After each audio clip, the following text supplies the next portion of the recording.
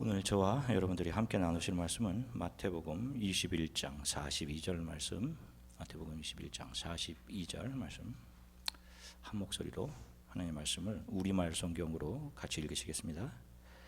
예수께서 그들에게 말씀하셨습니다. 너희가 성경에서 이런 말씀을 읽어보지 못했느냐? 건축자들이 버린 돌이 머릿돌이 됐다. 주께서 이렇게 하셨으니 우리 눈에 놀라울 뿐이다. 아멘. 할렐루야. 한 주간 동안 평안들 하셨습니까? 예. 자, 우리가 지난 시간에 참 사랑에 대해서 살펴보았습니다. 사랑은 하나님의 성품이라고 말씀을 드렸어요. 하나님의 호흡, 인간에게 처음 들어간 하나님의 호흡, 하나님의 영이 인간 안에 있을 때 그 인간은 참 사랑을 발산해낼 수 있었습니다. 그런데 죄를 범한 인간 안에 있던 하나님의 영이 떠나고 난 뒤 인간은 더 이상 참 사랑을 발산해낼 수 없는 존재가 됩니다. 그래서 그토록 사랑했던, 자신의 몸보다 더 귀한 존재라고 고백했던 여자에 대해서 하나님이 주신 저 여자가 내게 주었기 때문에 먹었습니다 라고 자신이 살기 위해 죄를 그에게 전가하는 비난의 존재로 전락시켜 버립니다. 자기 유익을 위해서 버리는 것이죠. 이렇게 모든 것에서 자신의 유익이 우선이 되어버린 인간은 참 사랑을 할 수 있는 능력을 잃어버렸습니다. 그런데 그들 가운데 예수의 영이 오셔서 새롭게 창조된 교회와 성도들이 태어납니다. 그들이 자신들이 받은 용서와 사랑과 은혜를 세상에 반사해내기 시작했습니다. 참사랑은 예수의 은혜를 알게 된 사람, 예수의 영이 안에 다시 들어와 거듭난 사람들에게만 나올 수 있는 것입니다. 그래서 세상 사람들이 초기 교회를 보고 그 성도들을 보고 깜짝 놀랐던 겁니다. 여러분, 초기 교회가 형성될 때 세상 사람들을 깜짝 놀라게 했던 초기 성도들에게서 나타났던 능력이 무엇이었을까요, 여러분? 신비한 능력이나 어떤 무슨 방언 기도 같은 그런 것 때문에 세상이 놀랐을까요? 아닙니다. 자신들은 내놓을 수 없는 용서를 그들이 내놓고 있었고, 자신들은 할 수 없는 긍휼의 여김과 희생 그리고 헌신을 그들이 내놓고 있었기 때문에 세상이 깜짝 놀랐던 것입니다. 지금 교회들은 인본주의가 열광하고 있는 이 역사 속에 인간 업적 남기기에 동참하고 있는 단체들로 전락해버리고 말았습니다. 그래서 너무도 많이 속상합니다. 교회들은 자기 교회에 이름 남기고 업적 남기기에 열광하고 있고, 교회 다니는 사람들 대부분 자신의 만족과 유익을 위해서 삶을 건축해 갑니다.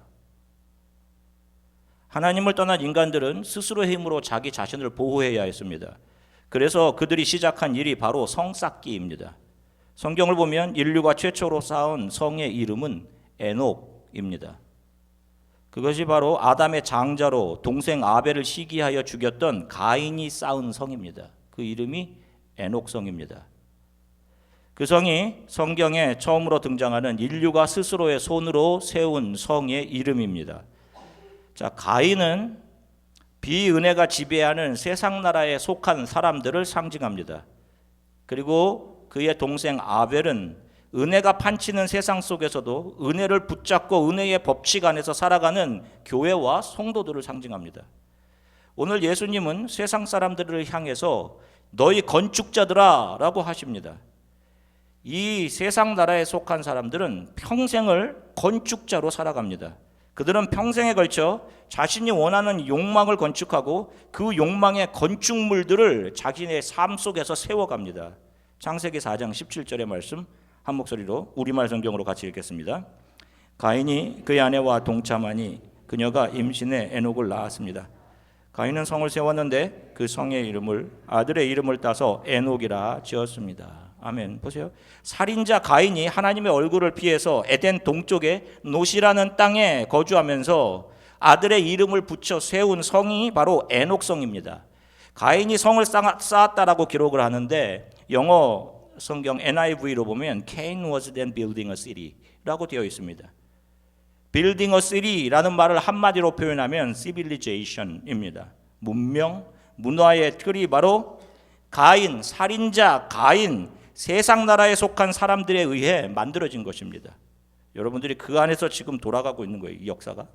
그래서 이 문명이 아무리 발전을 거듭해도 거기에는 자신의 힘을 과시하고 그 힘을 지키기 위해 만들어내는 기만과 탐욕, 시기와 미움, 살인, 전쟁이라는 악이 더욱더 기승을 부릴 수밖에 없는 것입니다. 우리가 문명에 대한 기대를 많이 하잖아요. 그러나 문명은 살기 좋은 환경들이나 그런 문명들은 절대로 인간들에게 행복을 제공할 수 없는 것들입니다. 성경은 이 세상을 살아가는 모든 이들을 향해서 건축자들이라고 이야기합니다. 이들이 세워가는 건축이란 자신이 꿈꾸는 이상향을 이루어가는 모든 행위들, 사고, 심지어는 이들이 그것을 위해 맺어가는 모든 인간관계까지를 다 포함해서 말하는 것입니다. 그러면 질문이 생깁니다. 많은 분들이 제게 이런 질문을 해요. 행복 추구를 위해서 뭔가를 세워나가고 건축해 나가는 것이 뭐가 잘못된 것입니까? 라고 물으십니다. 오늘 예수님의 말씀에 답이 있습니다. 너희 건축자들이 바로 너희가 원하는 것을 건축하기 위해 예수를 버렸다라고 하는 것입니다. 이것이 죄입니다. 다시 말하면 예수 그리스도를 주춧돌 삼아 건축하지 않은 것, 그 예수를 뽑아버리고 타락한 인간들이 자신의 욕망과 욕심이 이끄는 대로 건축한 그 모든 것이, 그 모든 행위가 다 성경은 죄라고 하는 것입니다. 그러니 하나님을 떠난 인간들이 세우는 모든 것은 다 죄일 수밖에 없는 것입니다. 심지어 그것이 아무리 아름다운 인간 승리의 드라마라고 할지라도 그것이 우리들의 인간의 의지를 북돋아주고 나를 일으켜 세워주어 당신도 할 수 있다라는 용기와 가능성을 불러일으켜 주는 것이라 할지라도 예수 그리스도 하나님이 배제된 채 인간 자체 스스로 가능성과 위대함과 숭고함을 두높이고 있는 것이라면 그것 자체로 다 죄인 것입니다. 그런 인간 건축가들에게 예수께서 오셔서 너희들이 건축하는 것은 다 헛것이다. 너희가 공들여 짓고 있는 저 예루살렘 성을 헐어버려라. 내가 3일 만에 저거 다시 일으키겠다라고 말씀하시는 것이고, 하나님을 떠나 건축자가 된 인간들에게는 이 말씀이 받아들여지지 않는 것입니다. 그리고 이렇게 대답할 수밖에 없는 거예요. 요한복음 2장 20절 같이 읽겠습니다. 유대인들이 이르되 이 성전은 46년 동안의 지었건을 내가 3일 동안에 일으키겠느냐 하더라. 자 보세요. 저 예루살렘이 어떤 곳인데 우리의 자부심이 저기에 있는데 우리가 저것을 지으려고 얼마나 공을 들였는데, 자신들의 인생을 안전하게 지켜주고 자신들의 자존심을 세우기 위해 건축가는 그것에 자신들의 자존심, 명성, 존재가 이유가 거기에 다 들어있는데 그것을 헐어버리라고 하니 그들은 절대로 그것을 받아들일 수 없는 거예요. 지금 그들 앞에 서 계신 분이 누구십니까? 그 성이 상징하고 있던 참 의미, 메시아, 예수 그리스도, 진리가 그들 앞에 서 있는 거잖아요.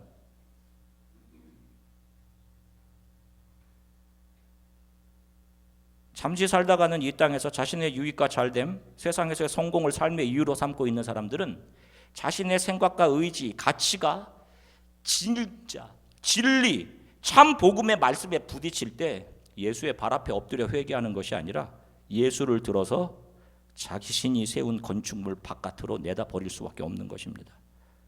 자신 안에 있는 죄를 보지 못하고 자신이 행하고 있는 것을 의로 여기며 사는 것이 잘못된 삶이라고 말씀하시고, 다른 이들을 비판하고 은혜 없는 자신들의 가식에 대해서 이 독사의 자식들아라고 하시며 그들의 속과 죄를 드러내시니까 그들은 자신의 죄 때문에 아파하고 예수의 발 앞에 엎드려 회개하는 것이 아니라 예수의 뒷발꿈치를 물어버리는 겁니다. 세상의 것들, 자신이 세운 건축물들을 붙잡고 놓지 않는 거예요. 이 건축자들이 예수라는 귀한 반석, 귀한 돌을 들어 바깥으로 내다 버리는 것입니다. 바로 그들이 세상에 속한 사람들, 독사의 자식이며 사탄의 자식들인 거예요. 그러나 예수가 없이 세상 사람들이 인생 가운데 세우는 모든 건축들은 그들을 영원한 사망으로 끌고 가는 쇳덩이에 불과합니다. 아무리 금과 은과 같이 화려한 것이라 할지라도 하나님께서 각 건축자들의 건물을 불로 시험해 보실 것입니다. 그들이 평생 동안 세운 것을 불로 시험해 보셔서 그 심판의 불에 의해 다 타버리는 것, 이 세상에 사람들이 세우는 것은 그런 것이에요. 이것이 인간 건축자들이 세워가는 성의 실체입니다. 자, 그런데 성경을 보면 하나님께서 친히 건축자가 되셔서 인간의 역사 가운데 세워주시는 성이 있습니다. 민수기 35장 6절 말씀, 우리말 성경으로 같이 읽겠습니다. 너희가 레위 사람들에게 주는 성들 가운데 6개는 도피성이 될 것이다. 사람을 죽인 사람이 그것으로 도망칠 수 있게 허락하여라. 여기에 42개의 성을 더 그들에게 주도록 하여라. 아멘. 하나님께서 친히 건축자가 되셔서 하나님의 백성들에게 지으라고 명령하신 6개의 성은 사람을 죽인 살인자가 도피할 수 있도록 한 도피성이었습니다. 이 6개의 도피성은 이스라엘 성읍 어느 곳에서도 하루 만에 도착할 수 있는 그런 위치에 정확하게 세워져 있습니다.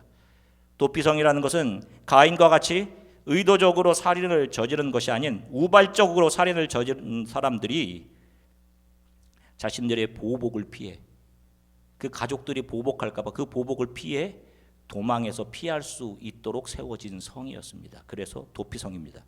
민수기 35장 20절서부터 25절 쉬운 성경으로 같이 읽겠습니다. 다른 사람을 미워해서 밀쳐 죽이거나 숨어서 기다리고 있다가 무엇을 던져서 죽이거나 주먹으로 쳐서 죽이면 그는 살인자니 이런 사람은 죽어야 한다. 죽은 사람의 가장 가까운 친척은 살인자를 만나면 죽여야 한다.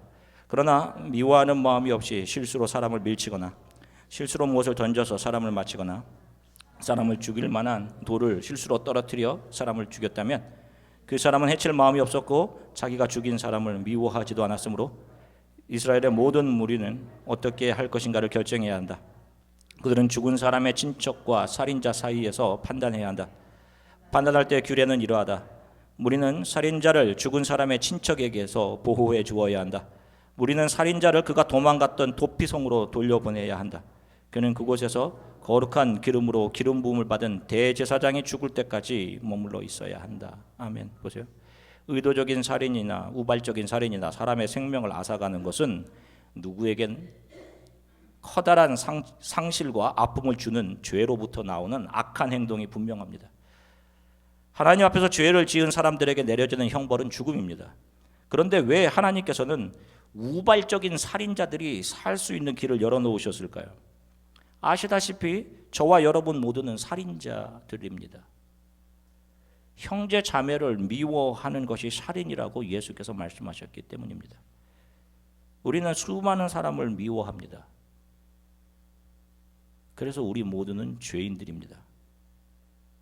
그런데 참으로 놀라운 것은 하나님께서 이런 살인자들 중 어떤 사람들을 우발적인 살인이다라고 인정을 해주시는 겁니다. 그리고 그들이 도피성으로 피해 살 수 있도록 목숨을 건질 수 있도록 해주셨습니다. 뿐만 아니라 그들의 죄를 사면해 주시고 그들을 자유케 해주시는데 그것이 어떤 방법을 통해 가능하게 하셨습니까? 민수기 35장 28절 쉬운 성경으로 같이 읽겠습니다. 살인자는 대제사장이 죽을 때까지 도피성에 머물러 있어야 한다. 대제사장이 죽으면 그때에는 자기 땅으로 돌아갈 수 있다.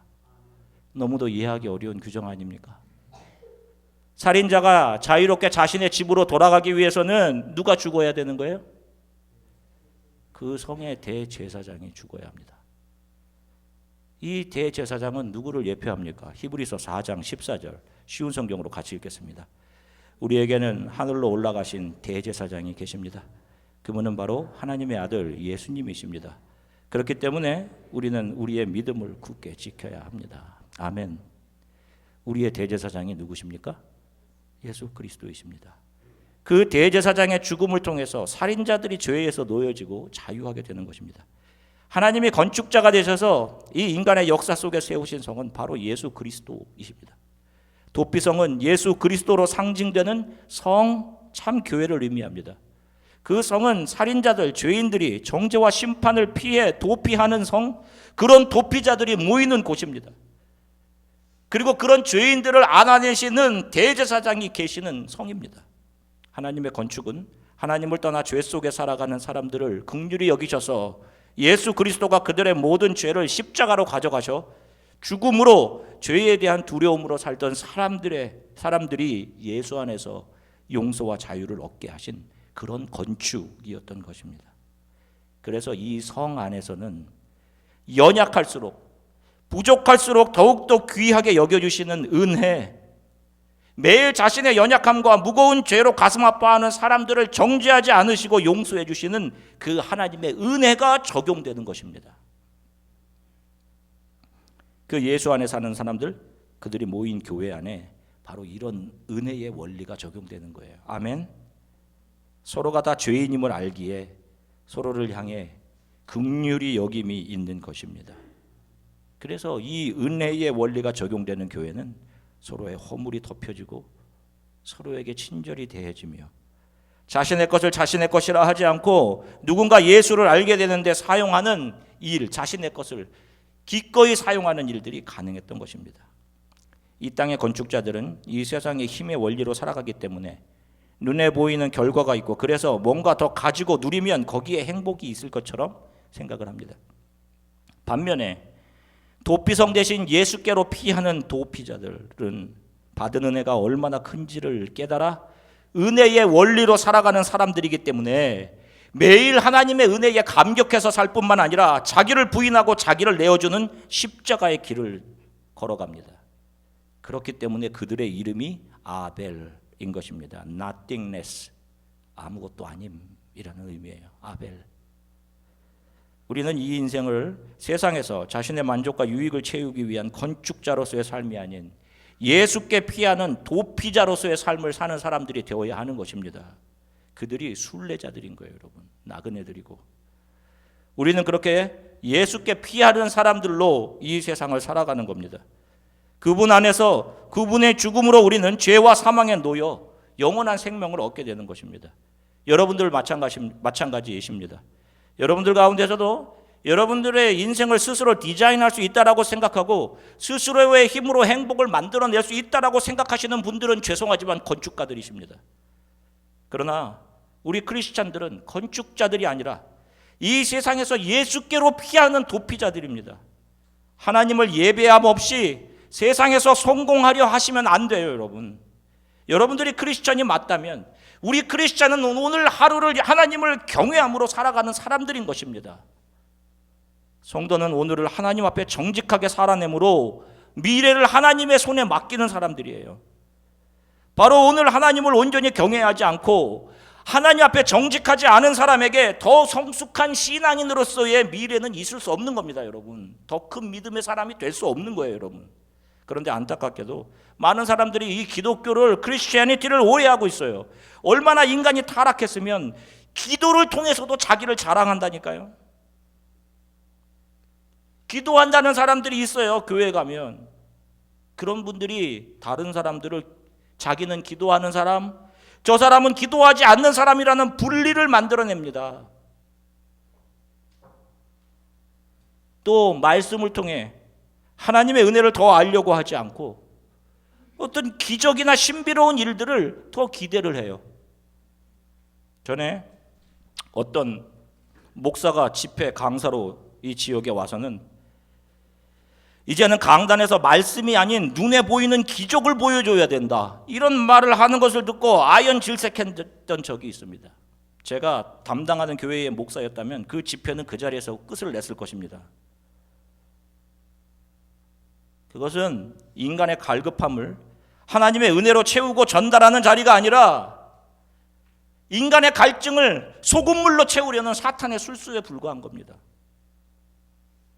여러분, 기적은 교회 안에 분명히 있어요. 그런데 여러분 생각해 보십시오. 가장 큰 기적이 무엇이라고 생각하십니까? 가장 큰 기적은 가능성 없는 저와 여러분들이, 가장 형편없는 죄인인 저와 여러분들이 예수의 사랑과 하나님의 은혜 안으로 들어와 예수와 닮은 그런 모습으로 변화되어 가는 거, 이것이 가장 큰 기적이란 말입니다. 대부분의 기적을 행하는 사람들 보십시오. 자신이 기적의 수혜자 역할을 합니다. 자신을 능력의 종이라고 합니다. 저도 그런 생각을 해본 적이 있어요. 하나님께서 내게 능력을 주셔서 우리 성도들에게 기도하면 병도 좀 한 번에 낫고 그런 능력 주시면 우리 교회에 사람들도 좀 많이 올 것 아닙니까? 그거야말로 좋은 전도이고 하나님의 살아계심을 보여주는 명확한 증거가 될 수 있는 거 아니에요? 그러나 그것은 우리 사람의 생각입니다. 하나님께서는 우리가 예수의 길을 걸어가면서 수도 없이 내가 얼마나 이기적인 죄인인지를 알게 되기를 원하시고요, 그렇게 자기를 부인하는 수많은 과정을 지나가면서 하나님의 은혜와 사랑을 알아가며 정금 같은 하나님의 성도 그릇으로 만들어 주시기를, 변화되기를 원하십니다. 목사인 저는 지금도 저의 이기심과 사람을 의지하려고 하는 마음이 너무도 자주 하나님께 들통납니다. 얼마나 제 마음이 더 무너져야 합니까? 질문하고 또 질문해 보지만 그렇게 하나님만을 더 의지해 가도록 저를 낮추시고 당신만을 비추어내는, 당신의 초대장만을 온전히 증거하는 종으로 만들어내시는 하나님의 손이 기대되고 감사합니다. 저는 이제는 하나님께서 너의 곁에 유력한 많은 사람들이나 혹은 병을 고치는 능력을 너에게 줄까, 아니면 너를 철저히 부인하고 심지어는 너의 목숨까지 내어주어야 하는 십자가의 길을 온전히 가도록 해줄까라고 물으신다면 주저없이 나를 부인하는 십자가의 길을 선택할 것입니다. 예수님의 제자들이, 우리의 신앙의 선배들이 다 그 길을 갔기 때문이에요. 누가 하나님 앞에 아름다운 성도일까요? 어떤 분들이 자신이 예수를 믿고 은혜로 그렇게 좋아하던 술을 끊었다고 자랑을 하면서, 예수를 믿으면서 술 한 잔씩 하는 다른 사람에 대해서 예수 믿으면서 술이나 하고 있는 저 형편없는 사람들이라고 그들을 비판하고 편하한다면, 그런 사람들보다 차라리 술을 한두 잔 하시면서 하나님 저를 불쌍히 여겨주세요, 왜 저는 이렇게 아직도 세상을 사랑할까요? 여전히 술을 사랑하고 끊지 못하는 저를 긍휼히 여겨주십시오, 이 세상의 것들을 떼어버리도록 좀 도와주세요, 이런 분이 하나님의 은혜의 하나님 앞에서 더 아름다운 성도인 겁니다. 크리스천은 자신의 죄를 알고 자신에 대한 가능성이 없음을 알아가는 사람들이에요. 여러분들이 무엇을 해서 하나님을 기쁘시게 해드릴 수 있다고 생각합니까? 자랑스럽게 자신의 영역을 구축해가던 건축자의 자리에서 진정한 건축자이신 하나님이 이 역사 가운데 세우신 도피성, 바로 예수 그리스도만이 나의 소망임을 고백하며 그분 안에서 그분만을 의지하는 사람들이 바로 크리스천들인 것입니다. 여러분들이 이 인생 가운데 세우실 것은 아무것도 없어요, 여러분. 그러나 불안해하지 마십시오. 건축자이신 하나님께서 여러분들을 품으시고 여러분들을 붙들어 이끄시면서 반드시 여러분들을 귀한 그릇으로 빚으시고 그 그릇 안에 예수가 좌정하시면서 여러분들을 이 세상으로 파송하시고 여러분들을 통해 반드시 예수의 은혜와 사랑을 비추시게 하실 것입니다. 이런 삶을 저와 여러분들이 살아가게 되기를 주 예수 그리스도의 이름으로 간절히 축원합니다. 잠시 함께 기도하겠습니다.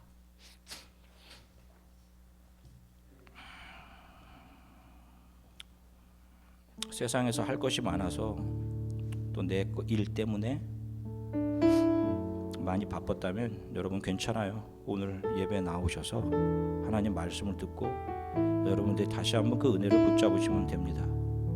하나님, 제가 제 것을 세우려고 했어요.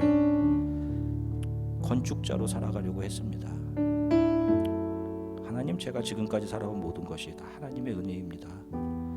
제 욕심이 이끌었던 대로 살았던 저를 회개합니다.